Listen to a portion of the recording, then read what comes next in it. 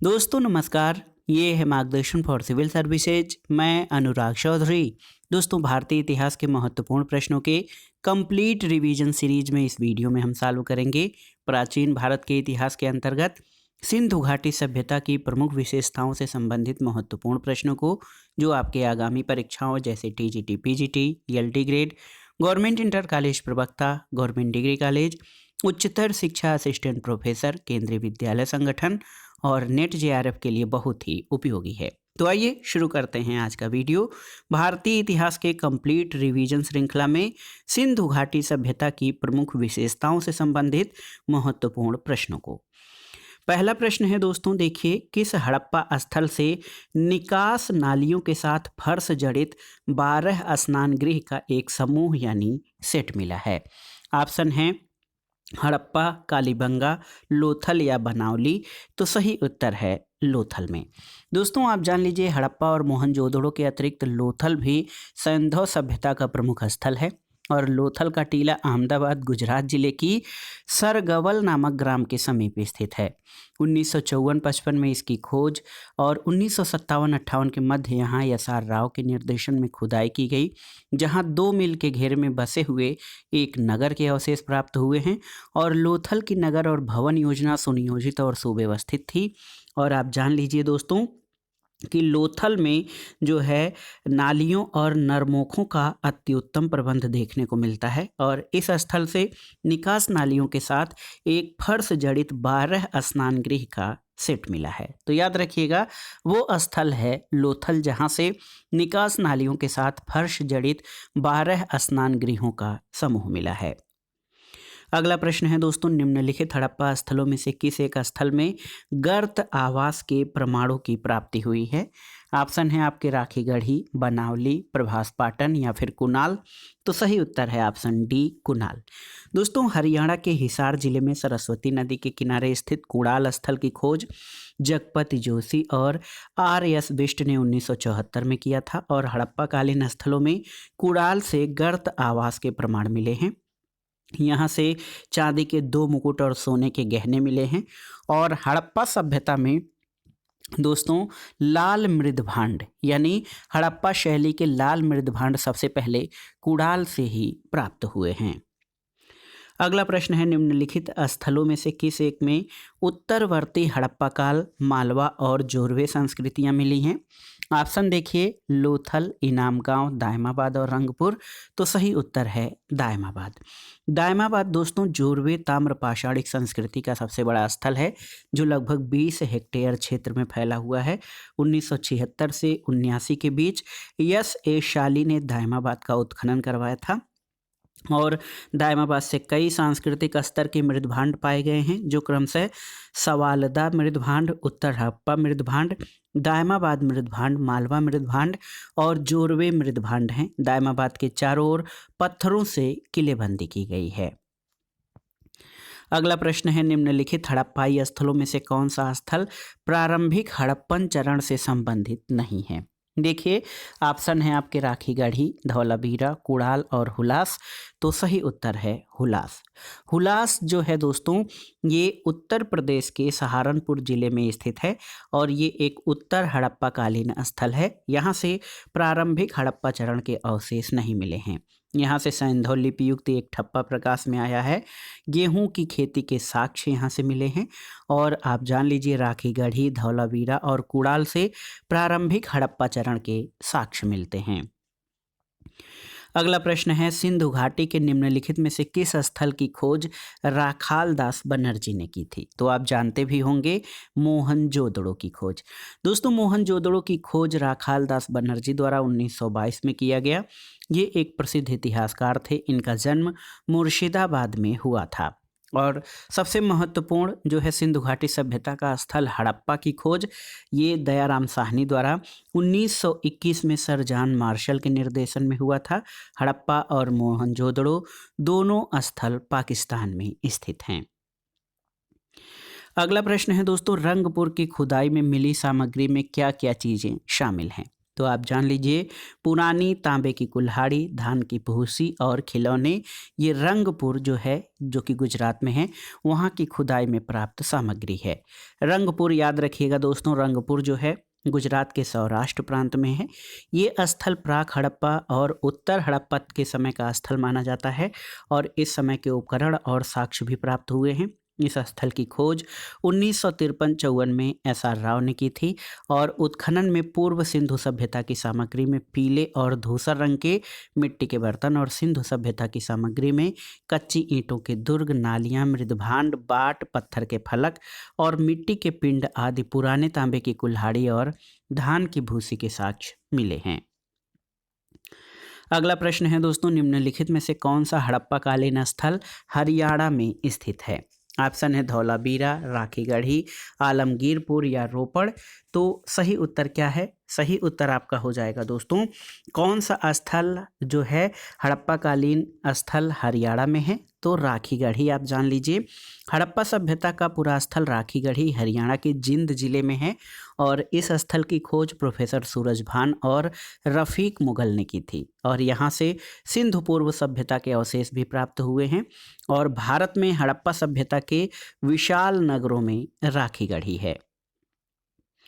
अगला प्रश्न है दोस्तों, देखिए निम्नलिखित में से किस हड़प्पा बस्ती में डाक यार्ड का पहला प्रमाण मिलता है? आपको बताना है। अब देखिए ऑप्शन है आपके लोथल, मालवन, बाबरकोट या फिर धौलावीरा। तो सही उत्तर है लोथल।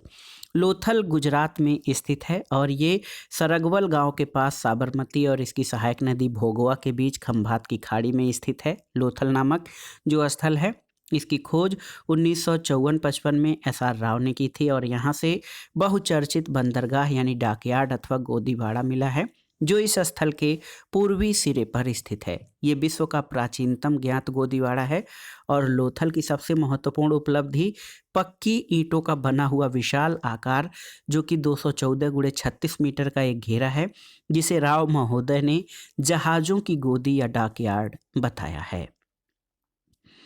अगला प्रश्न है दोस्तों, IVC में निम्नलिखित में से किस स्थल से पुरातत्व संबंधी निष्कर्षों से पता चलता है कि कुशल मानक शिल्पकार द्वारा 7002 BCE तक दंत चिकित्सा का अभ्यास किया जाता था? तो कहाँ से ये साक्ष्य मिले हैं? तो आप जान लीजिए, ये दोस्तों कुशल मानक शिल्पकार द्वारा दंत चिकित्सा का अभ्यास किया जाता था, ये लोथल नामक स्थल से मिले हैं। और आप जान लीजिए कि वर्तमान समय में बलूचिस्तान प्रांत के मेहरगढ़ में पुरातत्वविदों ने पाया है कि हड़प्पाकालीन सिंधु सभ्यता के लोगों को चिकित्सा और दंत चिकित्सा का ज्ञान था। और आप जानिए, बहुत ही महत्वपूर्ण है दोस्तों दंत चिकित्सा संबंधी ज्ञान, ये मेहरगढ़ ऑप्शन बी आपका सही उत्तर हो जाएगा। और यहाँ पर वर्तमान समय में जो मेहरगढ़ है, यहाँ से प्राचीनतम कृषि और पशुपालन के साक्ष्य भी मिले हैं। मेहरगढ़ में पुरातत्वविदों ने पाया कि हड़प्पा काल की सिंधु सभ्यता के लोगों को चिकित्सा और दंत चिकित्सा का ज्ञान था। शारीरिक मानव विज्ञान, जिन्होंने मिशौरी विश्वविद्यालय के प्रोफेसर इंडिया क्यूसीना की परीक्षण ने उस समय की खोज की जब वह पुरुषों में से एक से दांत साफ करा रहे थे। बाद में उसी क्षेत्र में किए गए शोध में पाया गया कि दांतों का 7000 ईसा पूर्व में डेटिंग किया गया है और तकनीकी रूप से लिखित साक्ष्य के रूप में वर्गीकृत नहीं किया गया है। अगला प्रश्न है, निम्नलिखित में से कौन सी सभ्यता सिंधु घाटी सभ्यता की अर्थव्यवस्था से नहीं जुड़ी थी? देखिए, फारस, दक्षिण पूर्व एशिया, चीन और मेसोपोटामिया।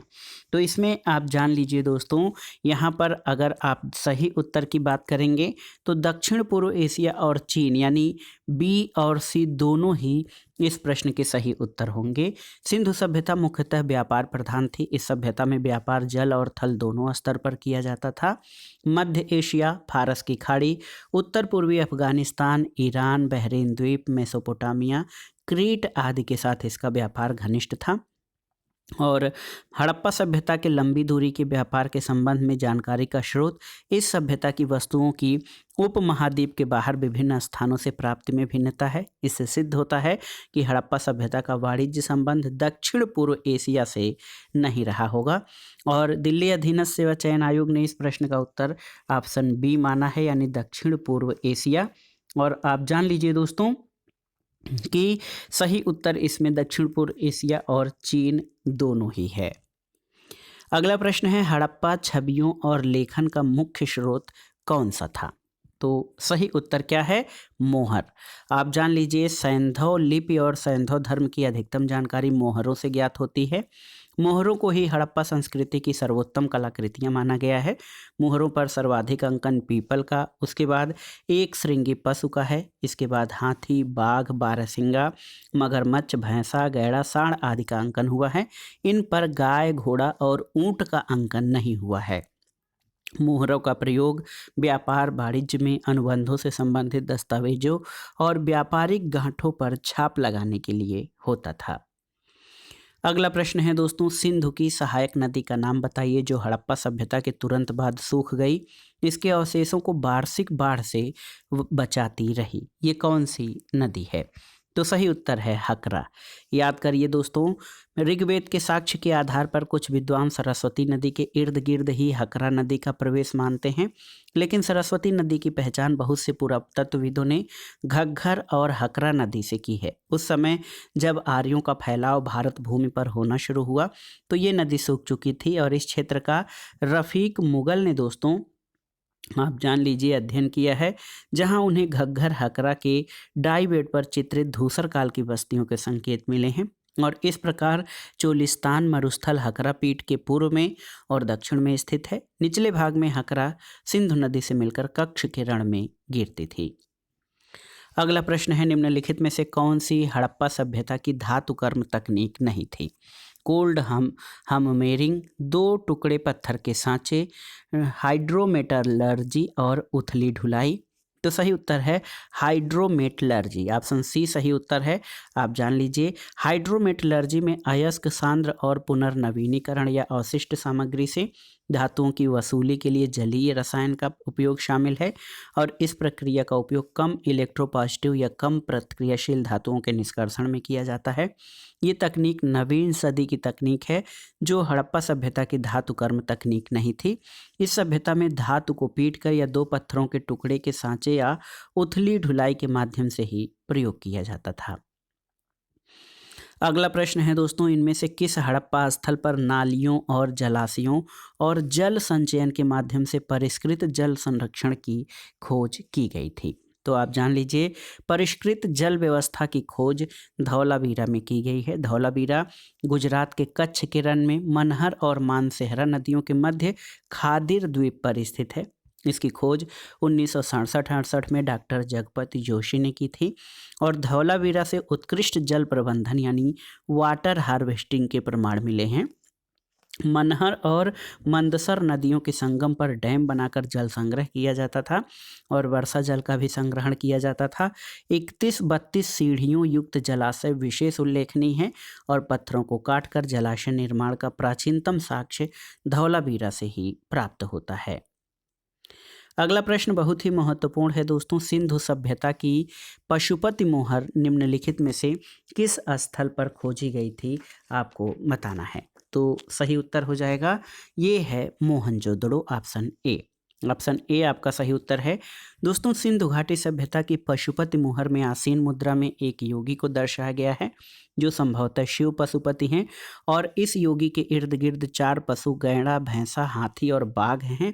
सिंहासन के नीचे 2 मृग दर्शाए गए हैं और पशुपति का अर्थ जो है ये पशुओं का स्वामी होता है, जो हड़प्पा सभ्यता के मोहनजोदड़ो से प्राप्त हुई है।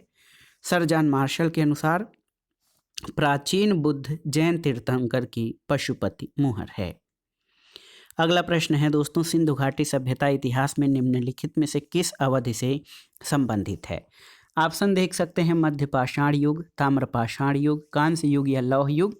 तो सही उत्तर है ऑप्शन सी, कांस्य युग। देखिए, कांस्य युगीन सभ्यता रही है 20वीं सदी के आरंभ तक। सभी पुरातत्ववेत्ताओं का मानना है कि वैदिक सभ्यता ही जो है भारत की सबसे पुरानी सभ्यता है, लेकिन 1921 में दयाराम साहनी के नेतृत्व में हड़प्पा की खुदाई की गई तो सारी दुनिया को पता चला कि वैदिक सभ्यता नहीं बल्कि सिंधु घाटी सभ्यता भारत की सबसे प्राचीन सभ्यता है और इसका वर्गीकरण कांस्य युगीन सभ्यता में किया जाता है।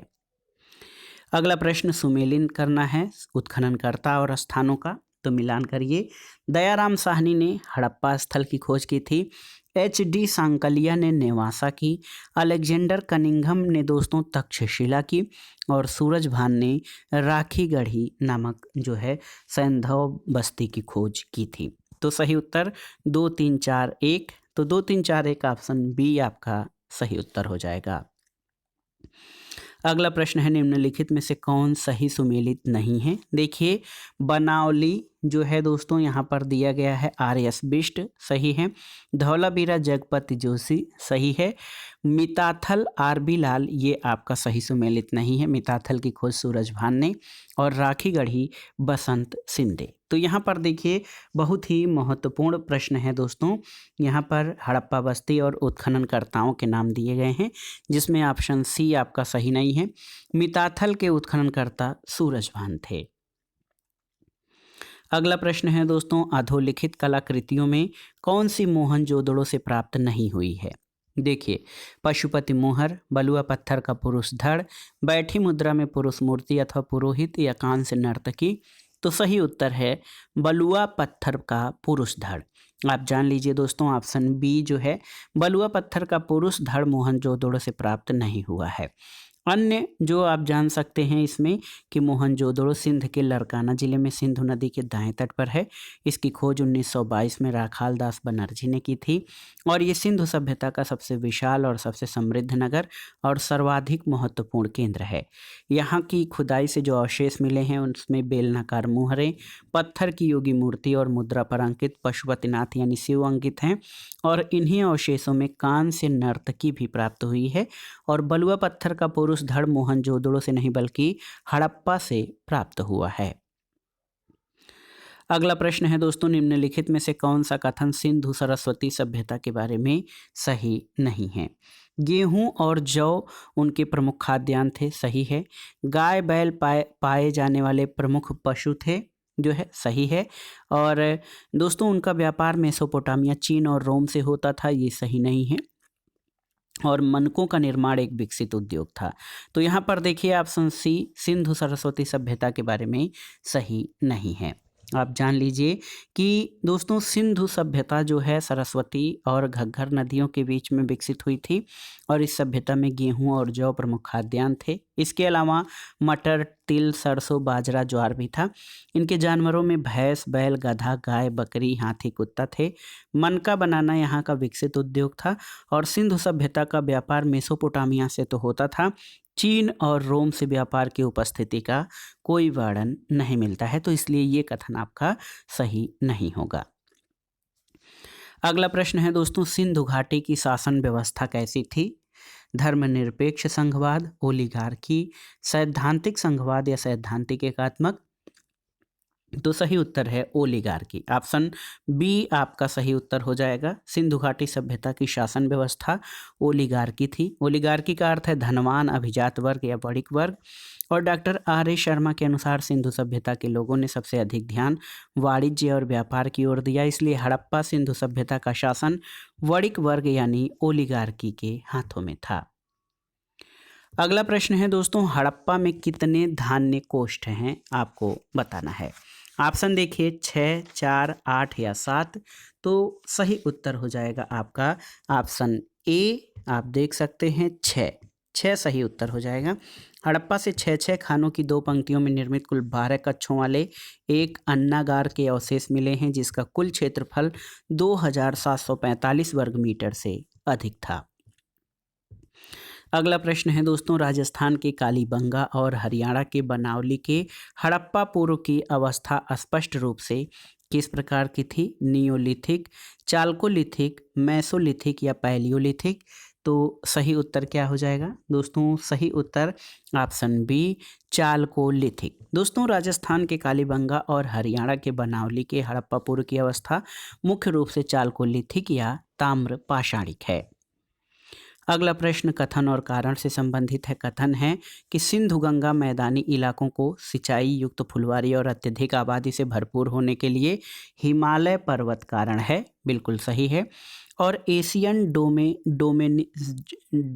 नोमेडिज्म के लिए सही कारण रहा है। तो ये सही नहीं है। इसमें ए सही है लेकिन आर गलत है। इसकी व्याख्या देख लेते हैं। दोस्तों, जो सिंधु गंगा घाटी में सिंचाई युक्त फुलवारी और अत्यधिक आबादी से भरपूर होने के लिए हिमालय प्रमुख कारण है, क्योंकि हिमालय न केवल बर्फीली ध्रुवीय हवाओं से बचाता है बल्कि उससे निकलने वाली सिंधु गंगा नदियों ने कृषि के विकास को बढ़ावा दिया है। कृषि और अत्यधिक उत्पादन ने राज्य निर्माण और सभ्यता संस्कृति के विकास में योगदान दिया है। और एशियन नोमेडिज्म का संबंध भारतीय क्षेत्र से न होकर मध्य एशिया के शुष्क क्षेत्र से है। अगला प्रश्न है दोस्तों, देखिए, कथन और कारण से संबंधित है। कथन है कि कांस्य युग में मानव ने तकनीकी संस्कारिता पा लिया था। इसमें देखिए सही है। और कारण है सभी क्षेत्रों में समृद्ध होने में यही कारण रहा है, तो ये सही नहीं है। तो यहाँ पर देखिए दोस्तों, ए सही है लेकिन आर गलत है। आप देख सकते हैं कांस्य युग में मानव तकनीक का काफ़ी विकास हो चुका था और अस्थायी जीवन की रूपरेखा विकसित हो चुकी थी। हड़प्पा सभ्यता आप जानते हैं कि एक कांस्य युगीन सभ्यता थी, इसका प्रत्यक्ष प्रमाण है, लेकिन प्रत्येक क्षेत्र की समृद्धि के लिए इसे एकमात्र कारण नहीं मान सकते, क्योंकि साहित्य लिपि का स्पष्ट विकास अभी तक नहीं हो पाया था।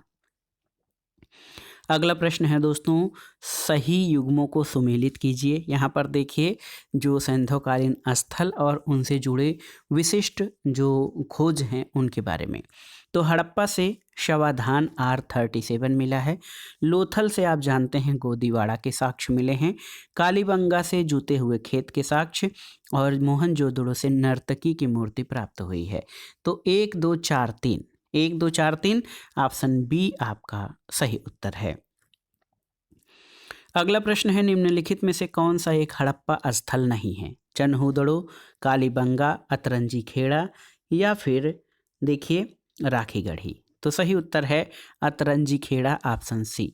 अतरंजी खेड़ा हड़प्पा स्थल नहीं है। ये स्थल उत्तर प्रदेश के एटा जिले में गंगा की सहायक नदी काली नदी के तट पर स्थित एक प्रागैतिहासिक स्थल है और इसकी खोज अलेक्जेंडर कनिंघम ने की थी। अगला प्रश्न है दोस्तों, हड़प्पा निवासियों का किसके साथ समुद्री मार्ग से संपर्क था? देखिए, मेसोपोटामिया, मोरक्को, एथेंस या इस्तांबुल। तो सही उत्तर ऑप्शन ए है, मेसोपोटामिया। दोस्तों, हड़प्पा निवासियों का समुद्री व्यापार मुख्यतः मेसोपोटामिया के साथ था और अरब सागर के तट पर स्थित लोथल नगर पश्चिम एशिया से व्यापार का प्रमुख बंदरगाह था। मेसोपोटामिया और सिंधु सभ्यता के बीच व्यापार के अभिलेखी साक्ष्य भी हैं और हड़प्पा से मेसोपोटामिया के खानेदार मनके और मोहनजोदड़ो से हरिताभ रंग का क्लोराइट प्रस्तर का टुकड़ा मिला है। अगला प्रश्न है दोस्तों, निम्नांकित में से किस राज्य में हड़प्पा कालीन अवशेष के साक्ष्य नहीं मिले हैं? पंजाब, उत्तर प्रदेश, तमिलनाडु और गुजरात। तो तमिलनाडु से आप देख लीजिए दोस्तों, ऑप्शन सी आपका सही उत्तर है। तमिलनाडु से हड़प्पा कालीन अवशेष के साक्ष्य नहीं मिले हैं। इसका विकास भारत के पश्चिमोत्तर भाग में हुआ है और हड़प्पा सभ्यता का कोई स्थल दक्षिण भारत में नहीं पाया जाता है। अगला प्रश्न है दोस्तों, हड़प्पा संस्कृति स्थल धौलावीरा भारत के किस राज्य में है? तो आप जानते हैं धौलावीरा गुजरात में है। ऑप्शन डी आपका सही उत्तर है। बहुत ही महत्वपूर्ण प्रश्न है दोस्तों, धौलावीरा गुजरात में है और ये हड़प्पा सभ्यता का सबसे बड़ा नगर है। ये अन्य नगरों के विपरीत 3 भागों दुर्ग, मध्यम नगर और निचला नगर में विभाजित है। अगला प्रश्न है, मेसोपोटामिया में शामिल क्षेत्र को आज किस नाम से जाना जाता है? आपको बताना है। तो सही उत्तर है मेसोपोटामिया के अंतर्गत पूर्वी सीरिया, दक्षिण पूर्व तुर्की और इराक का अधिकांश भाग शामिल है। ऑप्शन बी आपका सही उत्तर है। अगला प्रश्न है दोस्तों, सिंधु घाटी सभ्यता की खोज किस वर्ष हुई थी? तो सही उत्तर ऑप्शन ए हो जाएगा 1921 में। दोस्तों, आप जान लीजिए सिंधु घाटी सभ्यता की खोज 1921 में दयाराम साहनी ने की थी, जहां से मनुष्य के शरीर की बलुआ पत्थर की बनी मूर्तियां, अन्नागार और बैलगाड़ी के साक्ष्य मिले हैं। अगला प्रश्न है दोस्तों, मेसोपोटामिया शब्द का अर्थ क्या होता है? आपको बताना है। तो मेसोपोटामिया जो है आप जान लीजिए कि ये एक ग्रीक शब्द है जिसका अर्थ 2 नदियों के बीच की भूमि होती है। तो ऑप्शन बी सही उत्तर है। मेसोपोटामिया एक ग्रीक शब्द है, इसका अर्थ होता है 2 नदियों के बीच की भूमि। अगला प्रश्न है दोस्तों, प्राचीन मेसोपोटामिया के लेखन शुरू हुआ था कब से? तो उत्तर है जब आरंभिक मानव बस्तियों के नगरों का उदय हुआ है। ऑप्शन डी आपका सही उत्तर है। दोस्तों, प्राचीन मेसोपोटामिया की लेखन की शुरुआत जब आरंभिक मानव बस्तियों से नगरों का उदय हुआ तब हुई, और अंकन लिपि क्यूनिफार्म लिपि का कीलाक्षर विश्व लिखने की प्राचीनतम विधियों में से एक है, और इस लिपि का प्रयोग सबसे पहले 30वीं सदी ईसा पूर्व में जो है सुमेर सभ्यता में उभरा था। अगला प्रश्न है, रोमन परिप्रेक्ष्य के निकट पूर्व का संदर्भ क्या है? तो रोमन परिप्रेक्ष्य के निकट पूर्व का संदर्भ दोस्तों ये भूमध्य सागर के पूर्व स्थित क्षेत्रों से लिया जाता है। रोमन परिप्रेक्ष्य के निकट पूर्व का संदर्भ भूमध्य सागर के पूर्व में स्थित क्षेत्रों से लिया जाता है। अगला प्रश्न है दोस्तों, सिंधु घाटी सभ्यता का उद्घाटन अभी तक नहीं किया गया है, कारणों पर विचार कीजिए। तो यहाँ पर देखिए, उनकी भाषा के बारे में कोई जानकारी नहीं है, बिल्कुल सही है। अभिलेखों की लंबाई बहुत छोटी है, सही है। और द्विभाषा लेखों की अनुपस्थिति, तो यहाँ पर देखेंगे ऑप्शन डी सही उत्तर हो जाएगा। ये तीनों ही सिंधु घाटी सभ्यता के उद्घाटन के बारे में सही हैं, क्योंकि आप जान लीजिए सिंधु घाटी सभ्यता के उद्घाटन से संबंधित ये सभी कथन सत्य हैं। सिंधु घाटी सभ्यता की भाषा के बारे में कोई जानकारी नहीं है, इसके अभिलेखों की लंबाई छोटी है और इसमें द्विभाषा लेख अनुपस्थित हैं। अगला प्रश्न है, निम्नलिखित में से कौन सा उत्तर प्रदेश का स्थल सिंधु सभ्यता का केंद्र नहीं है? ऑप्शन है हुलास, सोथी, आलमगीरपुर और कुलडीहवा। तो सही उत्तर है दोस्तों, देखिए कुलडीहवा। सिंधु सभ्यता के स्थलों में से कुलडीहवा जो है ऑप्शन डी सही उत्तर हो जाएगा। ये उत्तर प्रदेश का विशेष योगदान है, सिंधु सभ्यता का केंद्र नहीं है। और कुलडीहवा इलाहाबाद में पाषाणकालीन स्थल माना जाता है। और आप जान लीजिए आलमगीरपुर, सोथी और हुलास जो कि सहारनपुर में है, ये सिंधु सभ्यता के प्रमुख स्थल हैं। कुलडीहवा जो है सिंधु सभ्यता का स्थल नहीं है। अगला प्रश्न है, मेसोपोटामिया में निम्नलिखित में से किस भाषा ने सुमेरियन भाषा को प्रतिस्थापित किया है? तो उत्तर है दोस्तों, आप जान लीजिए कि ये जो थी अक्काडियन, ऑप्शन बी सही उत्तर है। ऑप्शन बी, देखिए अक्काडियन जो है ये भाषा इसने जो है सुमेरियन भाषा का रूप स्थान लिया था। मेसोपोटामिया की सबसे पुरानी भाषा सुमेरियन का स्थान 2400 ईसा पूर्व के आसपास धीरे धीरे अक्कादी भाषा ने ले लिया। इस भाषा में कीलाक्षर लेखन का रिवाज ईस्वी सन की पहली शताब्दी तक रहा।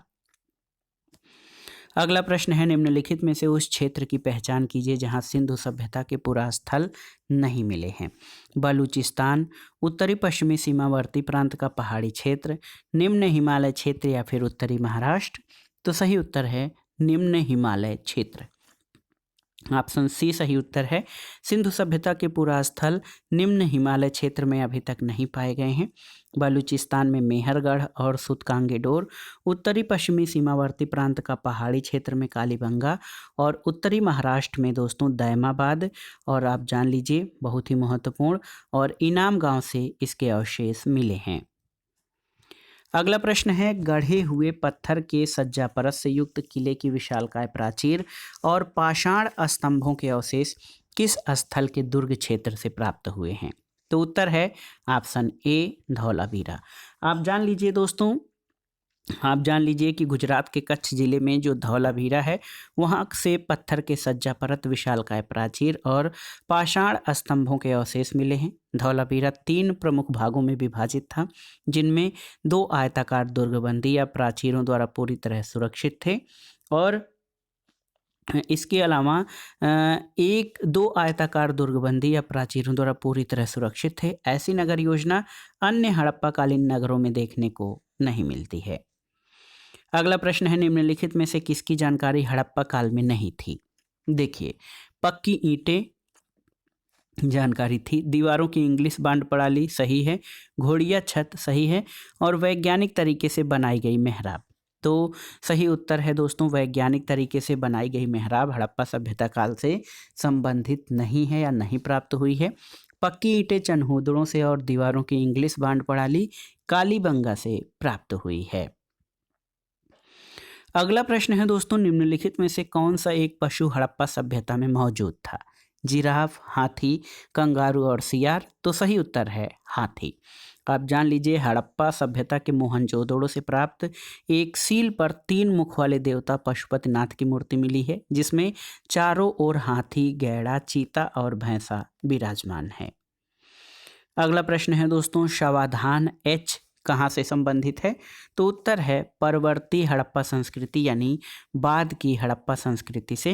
हड़प्पा में प्राप्त हुए समाधि जिसे शवाधान एच नाम दिया गया है, उत्तर हड़प्पा काल जो परवर्ती हड़प्पा संस्कृति से संबंधित है। और हड़प्पा में सभ्यता काल का एक कब्रिस्तान मिला है जो दक्षिण क्षेत्र में है, इसे समाधि R37 नाम दिया गया है। अगला प्रश्न बहुत ही महत्वपूर्ण है, आप देख सकते हैं, किस साइट को भारत की सबसे पुरानी कृषि बस्ती के रूप में जाना जाता है? ऑप्शन देखिए, दैमाबाद, हुलास, कालीबंगा, आलमगीरपुर या मेहरगढ़। तो सही उत्तर है मेहरगढ़। दोस्तों, मेहरगढ़ पाकिस्तान के बलूचिस्तान प्रांत के बोलन दर्रे के निकट है और यहाँ से भारत की सबसे पुरानी कृषि बस्ती के प्रमाण मिले हैं और ये स्थान अस्थायी मानव आवास के रूप में प्रयुक्त हुआ था। दैमाबाद महाराष्ट्र में, हुलास उत्तर प्रदेश में, कालीबंगा राजस्थान में, आलमगीरपुर मेरठ उत्तर प्रदेश में ये प्रमुख हड़प्पाकालीन स्थल थे। लेकिन भारत की सबसे पुरानी कृषि बस्ती जो है मेहरगढ़ से मिली है। ऑप्शन है निम्नलिखित हड़प्पा शहरों का उत्तर से दक्षिण की ओर सही भौगोलिक अनुक्रम क्या है, आपको बताना है। हड़प्पा, मोहनजोदड़ो, कालीबंगा और लोथल। तो सही उत्तर है उत्तर से दक्षिण की ओर हड़प्पा। हड़प्पा जो है पहले स्थान पर आ जाएगा। उसके बाद दोस्तों कालीबंगा राजस्थान में है, ये दूसरे स्थान पर हो जाएगा यानी 1, 3। और उसके बाद मोहनजोदड़ो आएगा, फिर लोथल। तो 1, 3, 2, 4, 1, 3, 2, 4 ऑप्शन बी आपका सही उत्तर है। अगला प्रश्न है दोस्तों, कालीबंगा में प्राप्त चबूतरे निर्मित हैं किससे? लकड़ी, मिट्टी की ईंट, पत्थर या लकड़ी की धातु से? लकड़ी और धातु से। तो सही उत्तर है मिट्टी की ईंटों से। दोस्तों, कालीबंगा से प्राप्त चबूतरे काली मिट्टी के कच्ची मिट्टी की ईंट से निर्मित हैं। कालीबंगा राजस्थान के गंगानगर जिला जो कि वर्तमान में हनुमानगढ़ जिला में है, प्राचीन सरस्वती के तट पर स्थित है। इसकी खोज अमलानंद घोष ने और उत्खनन बीबी लाल और बी के थापर ने करवाया था। यहाँ से चूड़ी निर्माण केंद्र, लकड़ी की नाली, दुर्ग का द्विभागीकरण, पक्की सड़कें, जूता हुए खेत आदि के साक्ष्य मिले हैं। अगला प्रश्न है निम्नलिखित में से किसने बालाथल का उत्खनन किया है? ऑप्शन है SR राव, BV लाल, KN पुरी या VN मिश्रा।